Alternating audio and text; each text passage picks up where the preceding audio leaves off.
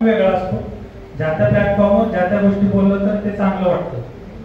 तर पहिला एक मुद्दा तो. त्याच्यानंतर दुसरा मुद्दा की प्रत्येक वेळेला कसं होतंय, आपल्या शहराचा ॲटिट्यूड कसा दिसतो बघा, की आम्ही येतोय, आम्ही इथं विनंती करतोय पीससाठी आणि आपण फक्त आरोपांचा भडीमार करताय आणि असं सांगताय की जसं की शांततेची जबाबदारी तुमची नाहीच, सर्वस्वी तुमची बिलकुलच नाही.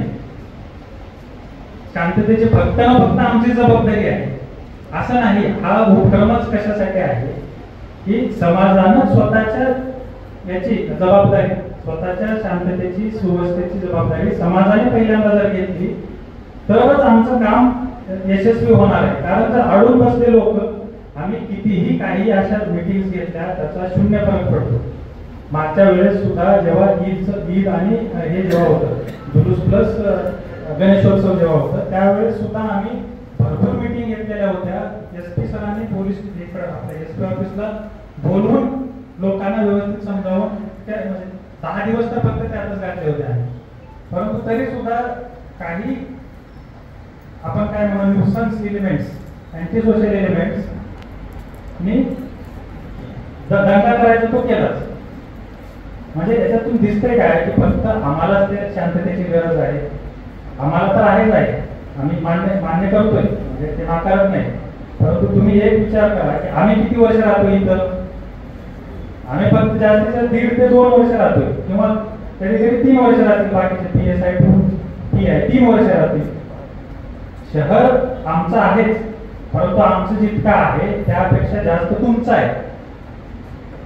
भवितव्य तुमच्या मुलाबाळांचं धोक्यामध्ये आहे. आम्ही ऑफिसर आहेत, आमच्या मुलांचं भवितव्य तितकं धोक्यात नाही आहे, परंतु तितकंच नाही म्हणतो. जास्त गरज आपल्यालाच आहे. आपले जे सिटीचे जे रहिवासी आहेत किंवा इथली हवा लागून लगेच मग शहरामध्ये सुद्धा दंगा तरी बडकर काय सांगता येत नाही. अक्कलकुवा, नवापूर जे जे म्हणजे मिश्र वस्तीचे जे शहर आहेत तिथं ह्या शहरामुळे तिकडं आग कधी पडतं याचं काही सांगताच येत नाही. तिथं म्हणजे चांगलं त्या शहराने खूपच मागच्या वेळेस हुशारी दाखवली, खूप समजूतदारपणा दाखवला. मागच्या वेळेस एवढा मोठा दंगा होऊन सुद्धा त्या लोकांनी काहीच कायदा हातात घेतला नाही. खूप समजूतदार आहेत लोक, मी तुमच्या समोर अप्रिशिएट करतो त्यांना. परंतु तितका समजूतदारपणा दुर्दैवानं इतर सिटीमध्ये मला बघायला मिळत नाही. तुम्ही जोपर्यंत जबाबदारी घेणार नाही, ही शेअर्ड रिस्पॉन्सिबिलिटी आहे, शेअर्ड आहे. तुम्ही जोपर्यंत शेअर करत नाही तोपर्यंत आम्ही सुद्धा अटबल असतो. मग तिथं किती पण फोर्स किती होता त्या दिवशी 200-250चा फोर्स होता आमचा. 200-250चा फोर्स असून सुद्धा जर समजा 10 ठिकाणी एकाच वेळेला आग लागू लागली तर प्रत्येक ठिकाणी पण पोहोचू शकत नाही. पोलीस हा सुद्धा एक समाजाचाच भाग आहे. समाजानं जर दोन्ही समाजानं जर सहकार्य केलं तरच ते होणार. तुम्ही जेव्हा ते स्वतः जबाबदारी घ्याल त्यावेळेस मग आम्ही थोडं जरी पुश केलं तरी सुद्धा व्यवस्थित होतं. कारण दंगा झाल्यावर आमचं पण काम वाढलंच ना, तुमचं पण वाढलं, आमचं पण वाढलं. तुम्हाला इन द सेन्स ज्यांनी दंगा केला, जे आरोपी बनले त्यांना पण त्रास झाला, आम्हाला पण त्रास झाला ना. तर ते असं करू नका कृपया. थोडंसं जबाबदारीनं आपण हे शहर आमचं आहे ही जेव्हा भावना तुमच्या मनात येईल त्यावेळेलाच शहरात शांतता राहणार आहे. आता आम्ही तर गावातले मुलं आहे. माझं घर आता पण गावातच आहे. गावची पॉप्युलेशन 5,000 आहे. परंतु आम्हाला जे फिलिंग येते म्हणजे गावात आणि शहरात हा फरक आहे. तुम्ही काय सगळे शहरातलेच नाही. तुमचे काही ना काही रूट्स, तुमचे मूळ खेड्यात आहेतच.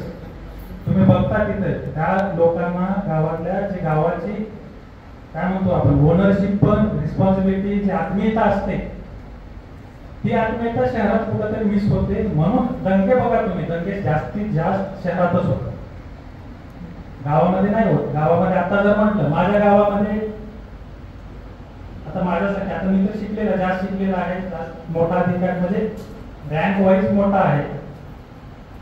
त्याच्यामुळं आज मला जर कुणी सांगितलं गावात कोणत्याही 2-3 समाजात होत्या, तिथे वेगवेगळ्या समाजाचे 4 ते समाज, पंथ, धर्म असे लोक आहेत. परंतु मी तेवढी गॅरंटी देऊ शकतो की तिथं जर दंगा सुरू झाला मी 15 ते 20 मिनिटात इथं बसून विधू शकतो. इथं धमकावण्याचा पण प्रश्न नाही बघ. म्हणजे मी पोलीस अधिकारी आहे म्हणून फक्त धमकावून शांत करेन असं पण नाही. फक्त प्रेमानं बोलून सुद्धा मी 15 ते 20 मिनिटात तिथं बसून शांत करू शकतो. आणि ऑलरेडी आमच्या गावात एकदा जातीय दंगा झालेला होता.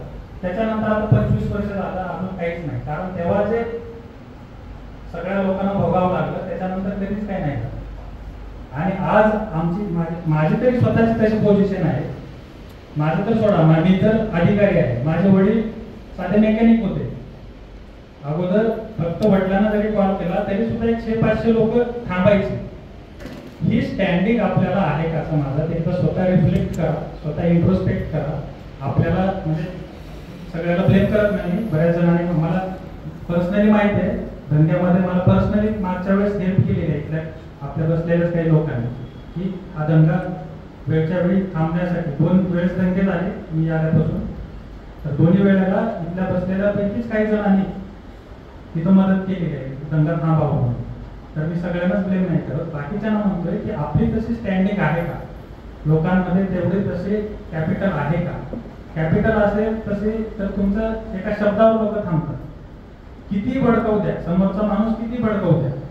दोन्ही समाजामध्ये इतके संत महात्मे होऊन गेलेले आहेत, त्यांचे एक्झाम्पल आपण फॉलो करायला पाहिजे. त्यांना इतकं उचकावलं, म्हणजे इकडं मोहम्मद पैगंबरांना सुद्धा आणि इकडं कितीतरी संत महात्मे होऊन गेले हिंदू समाजात सुद्धा, त्यांना सुद्धा इतके लोकांनी उचकावलं तर उचकावायचं ते स्वतः उकसायचे नाही म्हणून तर संत महात्मे होते. अक्षरशः म्हणजे आता मोहम्मद पैगंबरांना तर प्रार्थना करतानाच मटण टाकला त्यांच्यासमोर, नमाज पडताना. त्यांचा रिस्पॉन्स बघा तुम्ही काय होता, रिस्पॉन्स बघा आणि त्याच्यावर मग लोक कशावर फिदा झाले ते बघा. त्यांची जी फॉरगिवनेस होती, मर्सीफुलनेस होती, म्हणजे जे रहीम रहमत जे गुण आहेत अल्लाहचे ते त्यांच्यात पण होते म्हणून लोकांना ते आवडले. मटण टाकून सुद्धा जर माणसाच्या भावना दुखत नसतील, इथं कसं झालं सांगतो गावामध्ये आपल्या शहरामध्ये एकदम किरकोळ मुद्दे असतात. आता तुम्ही फक्त मोजके मुद्दे सांगितले, असे आम्ही 1000 मुद्दे सांगू शकतो की ज्याच्यावर काही असं ऍक्च्युली दंगा वगैरे व्हायला नाही पाहिजे, परंतु त्याच्यात 50 लोक गोळा होतात. किरकोळ असू द्या, ऍक्सिडेंट होऊ द्या किंवा जाताना असं नजर काहीतरी बघितलं मुलानं मुलाकडंच, अशा म्हणजे किरकोळ गोष्टीवर सुद्धा पार्किंग वरून झालेल्या घटना आहेत सांगतो मी, जुन्या नाहीत. आताच एका वक्त्यानं म्हटलं आपल्याला की शहर तसं शांत आहे, फक्त कधीतरी होते. तसं नाही, आमचा रेकॉर्ड दाखवतो तुम्हाला. प्रत्येक आठवड्यात काहीतरी होते. तुम्ही भ्रमातून बाहेर या, प्रत्येक आठवड्याला होते. किरकोळ घटना झाली, पार्किंग वरून लगेच 50 लोक गोळा, इकडचा माणूस 10 लोक घेऊन येतोय. नगर परिषदेनं जनावर उचलून नेली, लगेच तिकडून तो माणूस येतो, नाही तूच सांगितलं असेल म्हणून त्याला काहीतरी शिबिगाळ सुरू करतो, सोबत 10-15 लोक घेऊन येतो. त्याच्यानंतर डॅश लागला गाडीला, लगेच 50 लोक आले. जानेवारीतलीच घटना, मीडियावर सोशल मीडियावर काही टाकलं नाही, आमच्या भावना दुखवल्या. त्याच्यामुळं तुम्हाला भावना दुखवायला मुद्दे इथं कमी नाही, भरपूर आहे. परंतु तुम्ही एकदा जर ठरवलं, महात्मा गांधी म्हणायचे की nobody can offend me without my permission. म्हणजे काय, माझ्या संमतीशिवाय मला कुणीच दुखावू शकत नाही. तुम्हाला जे एक्झाम्पल सांगितलं नबी साहेबांचं, की त्यांनी ठरवलं ना मला कुणी ऑफेंड नाही करू शकत, तर नाही होत माणूस. कुठंतरी मग कुणी गुलाल टाको, कुणी काही टाको, मटण टाको, माणसाने जर ठरवलं की बाबा हा विषय आपल्याला वाढवत न्यायचा नाही, तिथल्या तिथं ज्याने गलती केली त्याला पनिशमेंट पाहिजे. न्याय हे तत्व सगळ्या समाजामध्ये, सगळ्या धर्मामध्ये एकदम मूलभूत तत्व आहे. न्यायाचं तत्व काय सांगते की ज्यांनी केलं त्यालाच, आणि जितकी त्याची त्याचा मोठा गुन्हा आहे फक्त तेवढीच शिक्षा. हे लॉजिक इथं होत नाही. दंग्यामध्ये लोक करत नाही. काय करतात दंग्यामध्ये, त्यांनी केलं ना तर त्याला तर व्हायलाच पाहिजे, पण त्याच्या समाजाला कारणीभूत ठरवायचं. त्या समाजावर मग काहीतरी दगडफेक करा, काहीतरी करा, त्याला मग सामाजिक अँगल द्यायचा आणि विषय वाढवत नाही. तसं नसते. प्रोपोर्शनेट जस्टिस म्हणून एक प्रिन्सिपल असते, ज्याने केलं त्यालाच शिक्षा आणि जेवढं केलं तेवढीच शिक्षा. हे कुठेतरी लक्षात ठेवा. तुम्हाला जेव्हा जेव्हा असे इन्सिडन्सेस तुमच्या समोर येतील, काही ना काही होतच राहणार. कारण 100 पैकी 99 माणसाची गॅरंटी तुम्ही घेऊ शकता आम्ही घेऊ शकतो, पण एकाचे घेऊ शकत नाही कुणाचे तरी. तो काहीतरी आगाऊपणा करणार, त्याचा पर्सनल इंटरेस्ट असतो. मग त्या एकट्याचा विषय तेवढ्यापर्यंत थांबवायचा की त्याला समाजाचा अँगल देऊन वातावरण बिघडवून टाकायचं, हे तुम्हाला ठरवायचं. आणि नंतर एक स्टेज अशी येते, मी प्रत्येक मीटिंग मध्ये सांगतो, मला माईक भेटतात, कारण आता एवढे जण वक्ते आहेत, आम्हाला माईक भेटतात का नाही नंतर मला तर माहित नाही. एक स्टेज अशी येईल, तुम्हाला सांगतोय, म्हणजे आमचं प्रोजेक्शन आहे की धुळ्यासारखी हालत होणार आहे.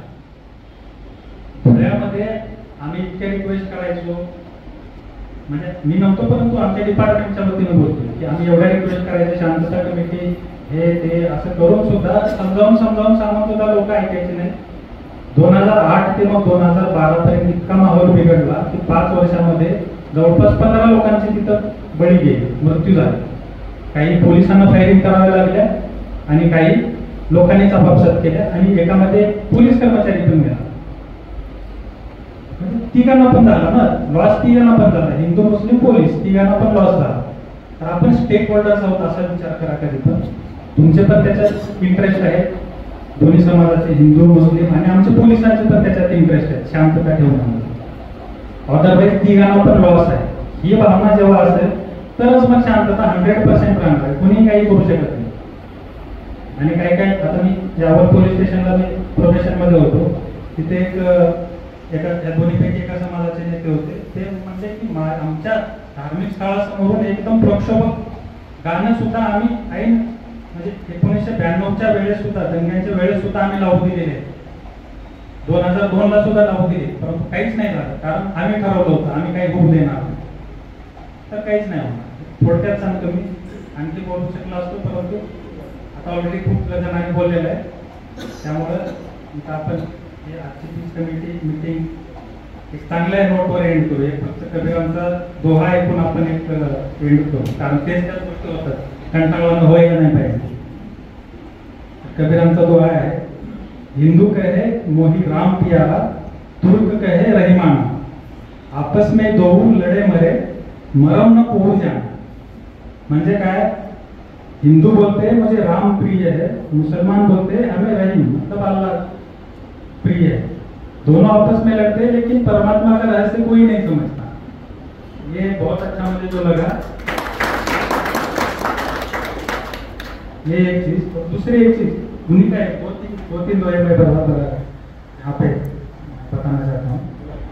एक ही साधे सब सधे, सब साधे सब जाए, एक ही गेही सब पावई, कहे कबीर सुना.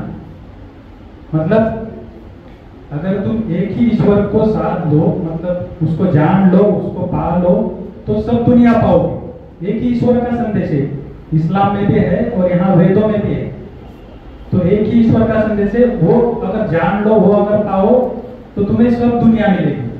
और अगर सब चीजों के पीछे लगोगे तो कुछ नहीं मिलेगा, सब खो जाओगे. हमारा ये हो रहा है कि हमें सब चाहिए, पावर चाहिए, ये भी चाहिए वो भी चाहिए, उसको नहीं मिलना चाहिए, सब कुछ मुझे मिलना चाहिए. ये एकदम बेसिक ये फाउंडेशन दंगों का हो गया. तो ये दो दोहे आज के लिए बस. और हम ये पीस कमेटी मीटिंग आज एंड हुई, ऐसा धन्यवाद.